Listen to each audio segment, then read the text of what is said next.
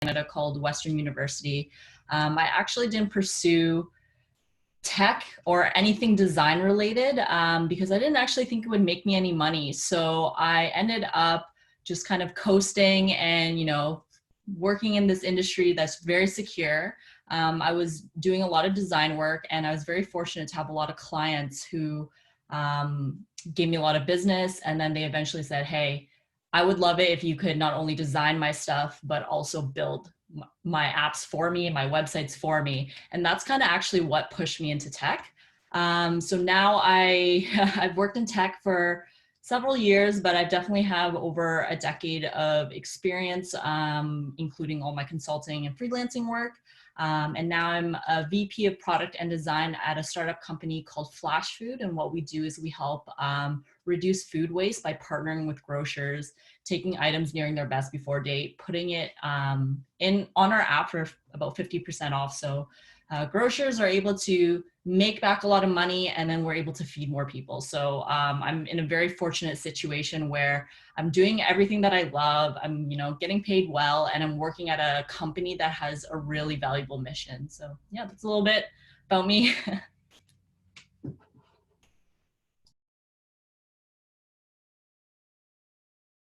You're muted, Charlotte. Awesome, thank you, Steph. NADYA? Sure. So I started out in college with interest. Well, growing up, I was very creative. I like to draw. I like to paint. I like to write stories. I like to play games, which sort of got me into computers a little bit, but I didn't do any kind of coding growing up at all, except for like a little bit of HTML and CSS in like middle school, or late middle school, early high school. That was like before developer tools, so it was very challenging and frustrating. But I was making like my own little role play forum. It's like post by post role play where you act as a character and you like write posts, and I wanted to like customize it and make it look cool. So I had like a little bit of, got my feet a little bit wet, but I didn't really do any programming until college, when I thought I would do like just like a concentration in computer science. I got kind of intimidated of the initial like programming classes, those like weeding out classes that they like to call them. So I ended up getting a visual arts degree with a concentration in computer science rather than the full major. And for 2 years after graduation, I worked at my alma mater in the art department in the media lab. And I kind of like decided that I didn't really know where my career was going, and I wanted to get better at programming. And I really was into web development. So I started teaching myself JavaScript, and I had like those 2 years of kind of a relatively I don't want to say relaxing, but it was like not a stressful job. So I had a decent amount of time to teach myself. And then I moved with my then fiance to St. Louis, where there's actually a program called LaunchCode. I think it's also in Miami and a couple other places. So they have been expanding, but they help people get their foot in the door. The people who have a non-traditional background, and they don't charge or anything. So I had a recruiter that put me at a startup called Label Insight, and that was how I got my first software engineering job. And I've been doing it for 4 years now. Awesome.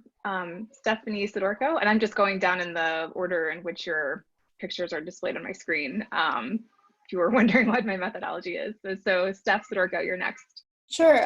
So I have an undergraduate in physics, but I graduated and didn't use that at all. So I started working as a conference and exposition planner. And I did that for several years, and ran trade shows and traveled around the country and stuff. And at some point, I just kind of got tired of that job. It was fun, but it wasn't one that I wanted to do. So I learned some Python just kind of incidentally to help with some work stuff. And I really fell in love with the idea of doing programming and working in IT. And so I tried to do some self-study at the time. Wasn't really able to get any traction with it, so ended up going back to school for a computer science degree.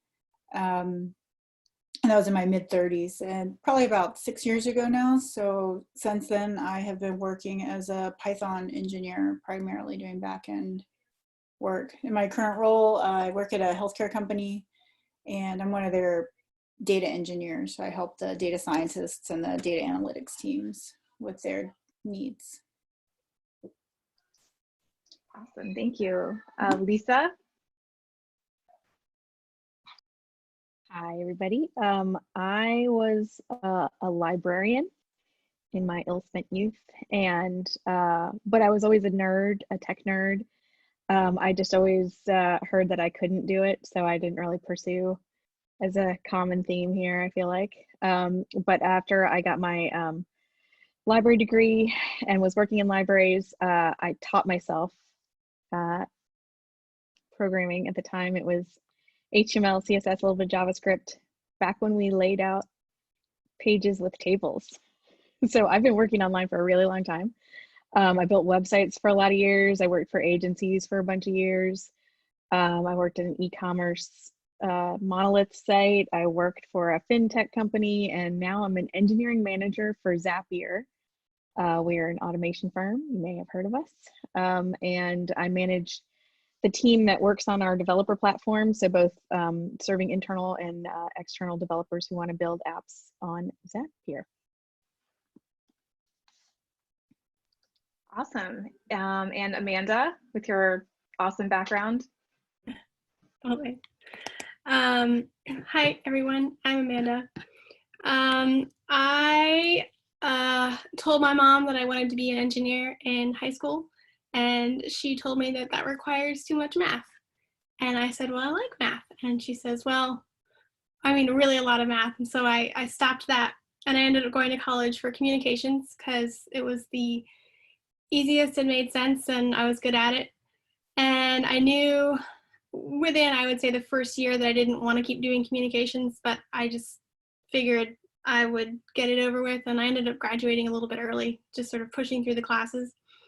Started taking some computer science classes right after I graduated, and because I had always had this vision that I would be a web designer, which was a job at the time, not like web developer or UX designer, but just web designer.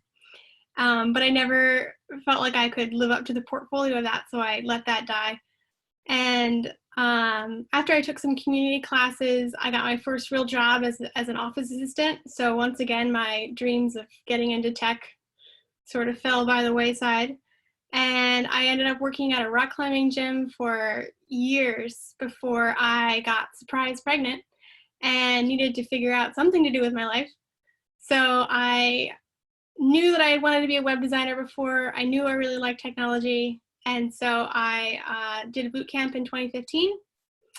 And the rest is history. I did ThinkStart, and I got a job as a technical consultant, and then a web developer, and now I am a software engineer at a company called Higher Logic, where we make a content sharing platform. And I will be starting my master. Oh, I got my associates in computer science between, well, actually I'm on my last class, so I'll technically have gotten it in like 2 weeks. But, and then I'm getting my master's in computer science starting in the fall from Georgia Tech, and I'm finished. That's awesome. Thank you so much, Amanda.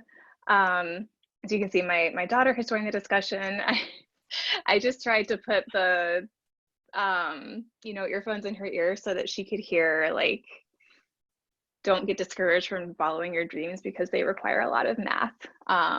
That's just, as a mom, it like killed me that your mother said that to you. She hates it. Every time I bring it up, she gets so upset with me. I mean, she probably is kicking herself too at this point. You have to think, but that's awesome that you ended up, where you were supposed to be after all. So have any of you, changing careers, of course, like often you're working with other people, particularly men who have been studying computer science basically their whole career. Did any of you ever experience imposter syndrome in the workplace? I like that you put it in the past tense, like it's not a thing that that I still struggle with. But yeah, I was always the only woman engineer wherever I was, which is why I founded our local chapter of Women Who Code to try to help other people not feel alone. but yeah, imposter syndrome doesn't, for me anyway, never super goes away, but I continue to just push ahead and have a strong voice wherever I am. I typically get noticed. I'm only 4'11", so I can sometimes get lost, but I make sure that that doesn't happen. And that's basically how I combat it. Yeah, I would agree with that. I mean, I totally experience imposter syndrome now. I'm heading up a couple different departments and I'm still fairly young and I don't have that many years of experience. So I definitely feel that all the time. And when I entered tech, I actually entered as a software developer, and I can't tell you how many comments I've received from other men. Particularly one of my favorites, sarcasm there, it was a man approached me and asked me what I do. And I said, I'm a software developer. And he was like, oh, well, you don't look like one. And I was like, okay, like, what does that mean? And he said, well, what were you doing before that? And I said, well, I was a designer. And he's like, okay, that makes sense. And then when you hear those types of comments, it's like, it can be very challenging to push through, but there is definitely a light at the end of the tunnel for sure. Wow, has anyone else been told that you don't look like a software designer? I'm just curious. That's amazing. Terrible. I mean, you what? Absolutely. Oh my God. What about, I mean, so people It's explicitly like take it as I mean, it's a weird compliment, right? It's their weird way of saying that you all are very attractive and they don't know how to deal with that. Like, you're not the stereotypical nerd with like tape on their glasses and, you know, dirt and stuff and wild hair. So take it how it's meant to be. I've had it work out with a person in front of me, and that really makes me a lot. I don't look like an engineer or developer, but they'll say like, oh, excuse me, there's a lady here. Oh, excuse my potty mouth. I think a similar thing I've run into is having people assume that, this has happened at a few companies, that I'm the secretary or the assistant or the business. everyone's nodding. Yeah. Everyone's So it's nodding. like, you know, Oh, you no. can't be the engineer, not even a junior engineer, because you're the only woman in the room. So I'll assume that you're the person who can, you know, go get me a pen from the supply closet. I had Has one anyone- place. Yeah. I had one place where I was called office mom because I was the only mom in the office, and that pigeonholed me the entire time I was at that company. Like, nobody took me seriously there because I was just everybody's mom. Not that I wanted to be any of their moms, but yeah. Yeah. How, I mean, have people asked you like, oh, you know, how do you refill the coffee in the coffee machine? I mean, how do we respond to questions like that when they come from a place of like, you're clearly a woman, you know, you must know this. It's not my job to know it. Is there a good way to respond to those types of questions? My next job after the office mom job, I stayed as far away from the food and the kitchen as possible. And that was, you know, that was just like, that was my response, my conditioned response to being like, I am not going to clean up after you. I'm going to let somebody else volunteer to organize food. I'm not going to say those things. And if you hang back, people will actually fend for themselves after a while. You know, it can be a challenge because I do like doing those things just in general. Like I like cooking for people, I like take caring of people, but like at work, I have to just step back and not do that. Yeah, I think an easy one, like if someone were to ask me, how do I use this coffee maker? I'd probably say, I don't know, you could probably Google it.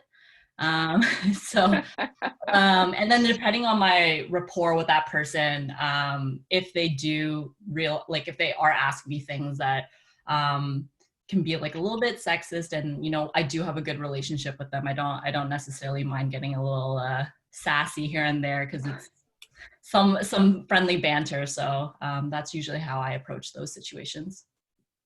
Yeah, I think it's a great idea to call out if you think it'll be received as a learning moment, and that was a direct personal attack for sure.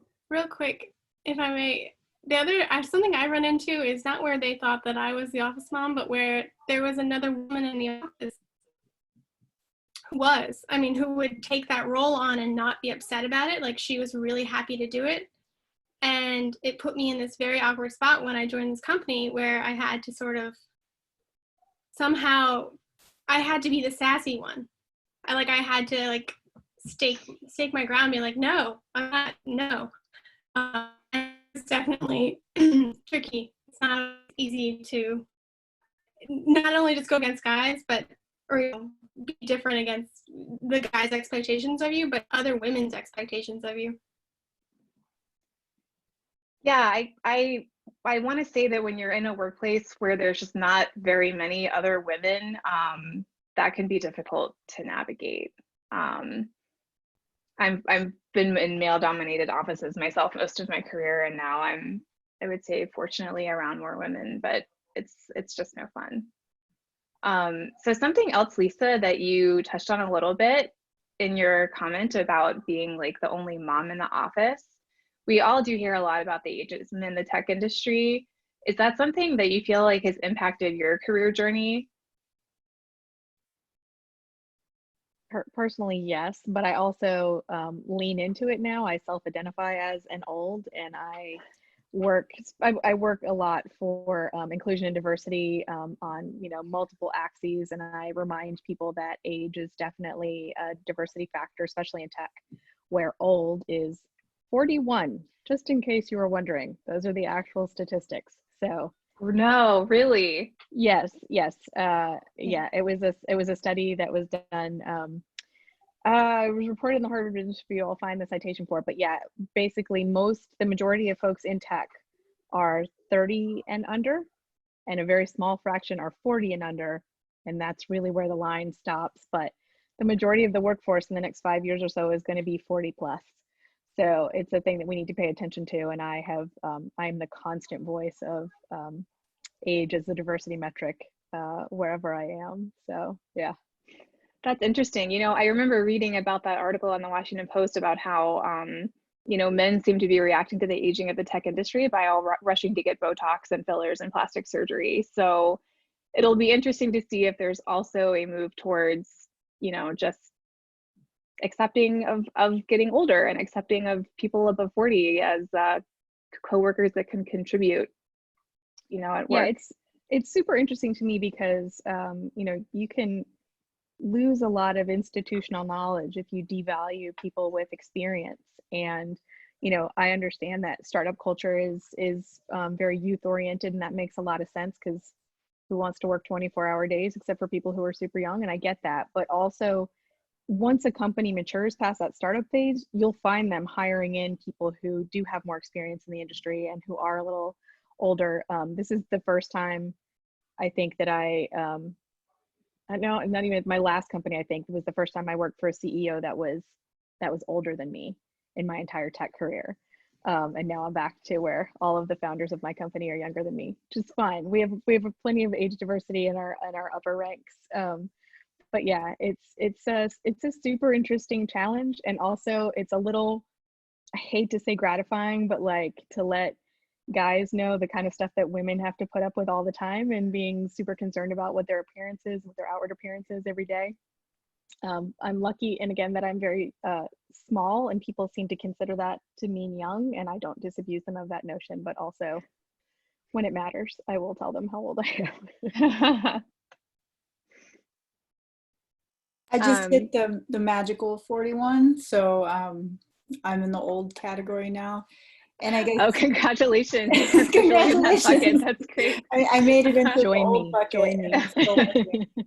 I think I've been fortunate because I've worked with a lot of federal agencies as a government contractor. They tend to be a little more diverse in terms of age, not so much the startup culture. Although I'll say that, the company I'm at now is a startup that's transitioning to that next phase. And since I started last June, there's been a push to hire more elderly like myself. So, when I started, I think I was told that I was one of the oldest developers, and I've been out olded now. So that's been nice. But I think I've run more like just straight up sexism than ageism, just being like, you literally cannot do this because you're female. It wouldn't matter if you were 20 or 50 or 10, you just can't do it. What forms has that taken? I mean, I guess I would be unpleasantly surprised but not shocked to hear that people have literally expressed the sentiment, like, we don't think you can do this because you're female. Or has it been a little bit more subtle? I've had both. Yeah, I've had both. I think most people are smart enough to kind of keep their prejudices, you know, under that like veil of politeness. Hi, kitty. But I have had people who are, you know, very, very forward about the, you know, the fact that it's like, oh, you can't work on this data engineering stuff because, you know, that's real man's programming. Like, go work on the front end type of thing. And I like being down and under the covers in the basement doing what they would consider to be hard coding. But most people I think are more, you know, it's just kind of subtle. I think the typical things you hear about, like, you know, if you say something in a meeting, people just kind of talk over you, or someone will take your answer and repeat it, and then suddenly it's their answer, you know, so that kind of stereotype stuff. Yeah, I think that's, you know, common to hear in tech, not perhaps the best aspect of anyone's career. I mean, so knowing all of this, like, you know, in tech, there is ageism, there is sexism, you know, how would you tell, like, what would you tell people that are considering transitioning into a tech career and maybe worried about that?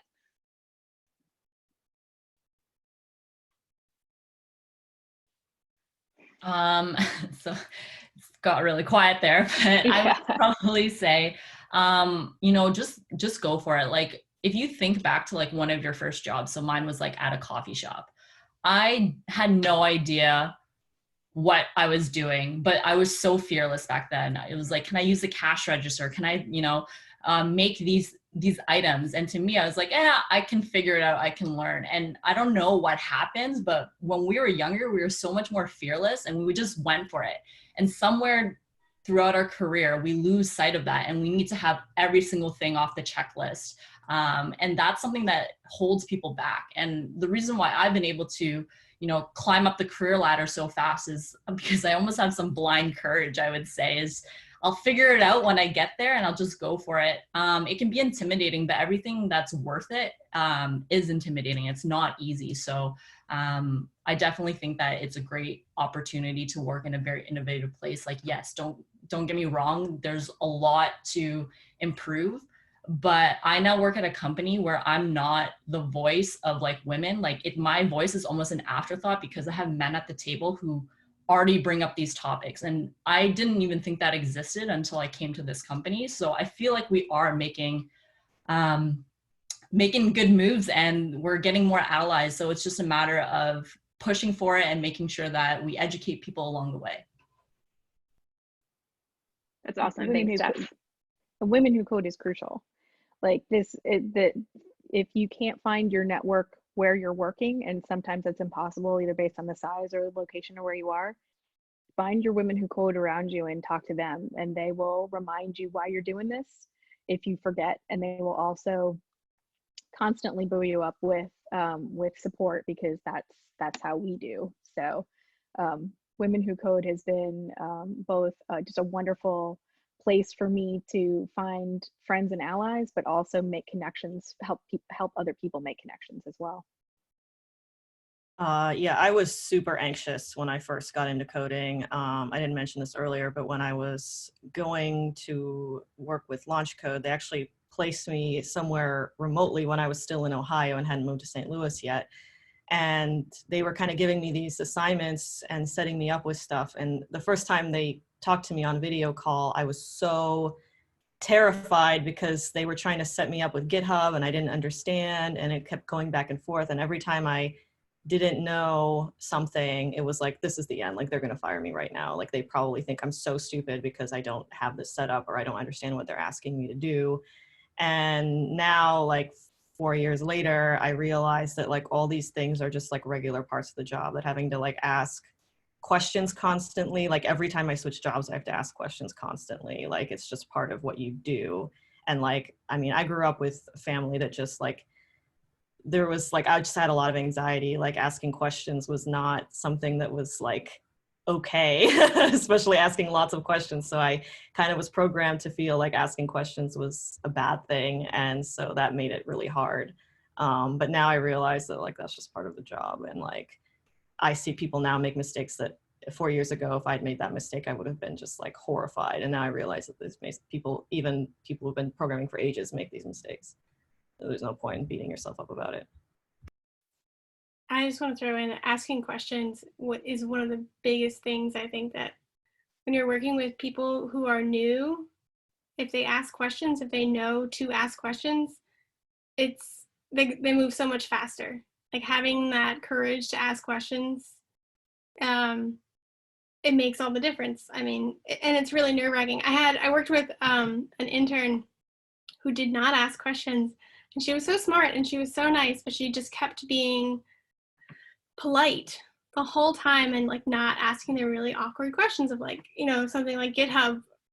If you don't ask them, your career is going to suffer a lot more than if you do and like be vulnerable for a minute. It gets better a lot faster when you take that track.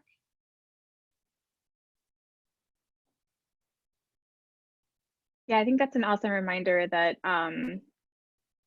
you know, it's okay that you know, nobody expects you to come on the job as the first day, whether you're junior or more experienced, knowing everything. And we should always all be aggressive about asking questions instead of being worried about looking like we don't know what we're doing. I think that's something a lot of us struggle with constantly, no matter our career stage.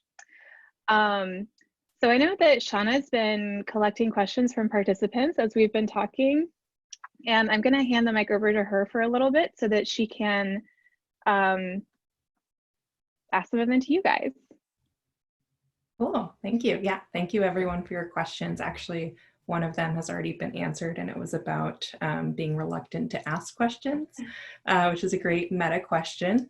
But it sounds like all of you have really addressed that, and we've all established that it's much better to get the questions out there and get the information you need to do your role.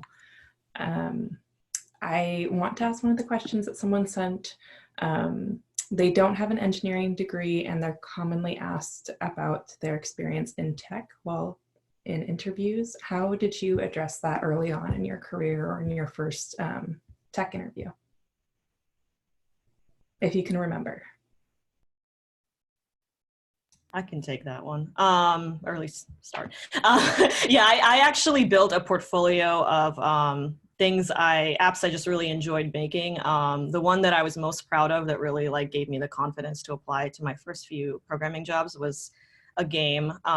It was actually interesting because my husband was working on a novel at the time, and he needed to have a game in the novel where his heroine figures out how to like learn combat strategy. And so there turned out to be a game that predates chess called Knefetafel. It's an old Viking game. And I noticed that online there was like no good versions of the game. So I decided to make one that had like all the mechanics and everything. And it took me a couple months, but once I like was finished, I really was like, this is something I can show, you know, and prove that I know how to code. I don't need to like, you know, flaunt my degree or whatever. I can just say like, look, I built this. Like I can walk you through everything I did to make this, and I can explain it like coherently. For me, I didn't really have any tech experience. I was essentially like a freelance designer who decided randomly one day to drop 10K to learn how to code in 9 weeks. And then all I really had were my projects that I did at the boot camp. So what I really tried to do in those interviews when they asked me about my experience was talk a little bit about how I worked with my freelance clients, but really tried to sell them on how quickly I can learn with some of those projects, because the reality was I just didn't have any experience. So yeah, that's what I did. I think a good thing to remember too is that while you're working on those kind of projects, you're solving problems. And so as a hiring manager, that's appealing to me. Like, I want to know what kind of problems you worked on. I want to hear about what your approach was.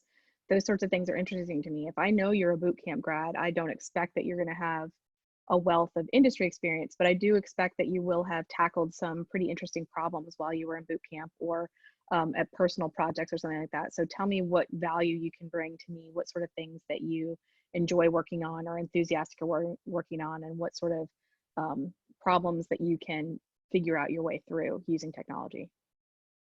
Yeah, I agree with what everyone's saying. I used to do technical interviews in my previous role. And if you don't have a background in tech, then start working on a portfolio, start working on projects that you can use as showcases of your skill set, but also to be able to talk about, you know, how did you plan it out? What were the problems? What were the successes? What are the next steps? You know, what technologies did you use? Use that as your own training tool.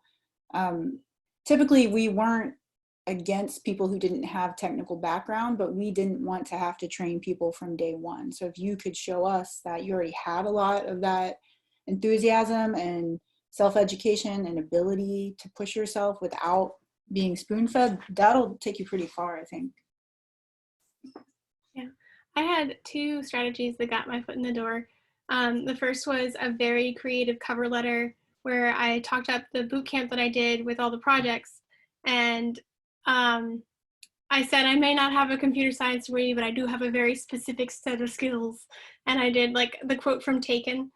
So that got like personality checked off the box. And then once I got my foot in the door, though, I feel like none of the jobs I've ever gotten have been from whiteboard coding, although I know it's a very important skill. But I've never done that, and I never intend to. I don't think I'm cut out for it. But so far I'm very happy at my job, so it's not a concern. The biggest thing that has helped for someone who doesn't go for those kinds of jobs is basic interview skills of asking the company what the needs are that they want. I mean, it comes down to basics. Like, there's a company who's hiring for a position. You can do that position, figure out exactly, like, ask them, what are you looking forward to in your next employee? And say, oh, I am that. Look, here's this, like, you know, experience where I demonstrated that. Like, just because it's a tech interview doesn't mean it's rocket science. Yeah, that's great. Those are all. Oh, go ahead, Lisa. I was gonna say, like, what Amanda's saying there is really crucial. Like, proving what you have matches what they're looking for. Don't just send somebody a link to your repo without any explanation. Like, make the links, draw the links between what they're looking for and what you have that you can bring to them. Plus, as a code school grad, you're also going to have the ability to learn something quickly and under pressure, which is a situation you will never be under at work. Like, you're never going to be expected to have that kind of velocity. You'll have a little more leisure to learn a thing, but the fact that you're able to do that is super important. And also just like know that you have taken on that in the middle of, or wherever you are in your professional career, the fact that you have chosen to take on something brand new like that also speaks volumes to me as a hiring manager. The fact that you're willing to take that risk and teach yourself and put yourself out there, that's the kind of energy that I want to hire in. And also, I think that whiteboard interviews only prove that you can write on a whiteboard and nothing else. So I don't employ them at all. I would rather give you a project or something that you can think through and talk me through your reasoning. If you can, you know, foobar baz in front of me, great, but that also doesn't tell me how you work with other people or how you reason through a project. So that doesn't work for me. Yeah, I would +1 to that, Lisa. Yeah, I feel like you're all addressing a lot of the other questions, which are about other skills that you really would benefit from in the job search. And I think Amanda and Lisa really talked about how you need to present yourself and how you need to showcase your skills outside of just the like raw technical skills that you've picked up, you know, be it recently or in undergrad. There are a lot of questions related to boot camps, and I'm not sure if any of you feel really, you know, strongly either way, but a lot of questions in the chat were, are boot camps worth it these days? Do you have advice on what to look for in certain programs? So I know Amanda and NADYA have that experience that you've mentioned when you were doing your intros. Just curious what your take is on boot camps right now. I love boot camps. I think they're great. I feel like there's a lot of, I mean, I did a ton of research before signing up for one, and I'm really happy with the choice that I ended up with one that was cost effective, had a job guarantee, and was all online. So because I have a child, so I can't be going into DC every day. Yeah, without it, I definitely, but sorry, I say this as someone who needs to have someone to hold me accountable. If I don't have that, I won't do it. So if I have a project that I'm really excited about, I'll be excited about it for sure. But at the end of the day, I'm always just gonna like watch Netflix and do nothing. So I have to be held accountable. And if that's like with my bank account, then that's how it happens. I'm more successful these days in just formal school, like taking classes, because my grades will be on my name for forever. So that's my current source of accountability. That being said, I didn't know if I liked coding, and boot camps were a great opportunity to really decide if I wanted to do this day in and day out. And the answer was yes. And then it got me like super excited to work in tech, and then super excited to like get into computer science. So for me, it was an invaluable experience. So LaunchCode, in my case, they are somewhat of a boot camp, but in my case, because I'd already had the 2 years of teaching myself JavaScript, they kind of told me they didn't really think I needed more training on that side. So they kind of just immediately had me do like a mock interview. And they were like, you know what, we think that we're ready to like place you. So it turned out for me, I didn't need that extra training. I mean, my thoughts on boot camps, I mean, for me, like, it was a really lucky situation that I had this job that, you know, for where I was living, I could afford to kind of just live there for 2 years, you know, take it relatively easy. The job was, you know, sometimes these college jobs, they're like, I don't even know where they get the money from. But in my case, I was just like, I had my own office, and like sometimes students would ask me questions, but a lot of times there was nothing to do, and I had nothing better to do than just teach myself JavaScript. So it was a very lucky situation for me, and I totally realized not everyone gets those kinds of situations. So, you know, I think if it was another situation, I probably would have considered a boot camp. I remember I did look at some boot camps at the time in Ohio, where I lived at the time, and I mean, I do think it depends on where you live. I think it's, I mean, now there's so many online that, I mean, if it was a choice between like one that was local in Ohio or like near Cleveland, I might have rather chosen one that was online. But that also depends. I think it really comes down to like how you learn.